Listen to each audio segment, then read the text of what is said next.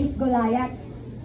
Yung victory niya over the giant Philistine with using the sling and stone only, mababasa natin sa 1 Samuel 17, yun yung turning point niya to demonstrate his potential as a leader and as a warrior. Bakit? Kasi na-train na siya ng responsibilities. Na-train na siya ng skills niya during sa pag-aalaga po ng mga tupa, ng mga sheep. So, minsan, kung nasaan ka ngayon, training ground mo pala yan. Training ground pala natin to. Hello? Kasi mas malaki pa ang pagdadalhan sa atin ng Panginoon.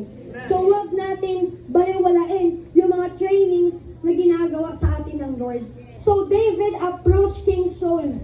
Nung narinig ni David na pambubuli, pagmamat ni Goliath sa Israelites, andun yung initiative niya na siya na mismo pumunta kay King Saul. And he offered to fight Goliath. Si King Saul, initially, hesitant siya. Bakit? Hindi naman siya sundalo eh. Wala siyang proper training. Wala siyang experience sa battle. But David convinced King Saul. Why? Pinaremind niya kay King Saul yung mga previous experience niya killing lions and bear while protecting his flock.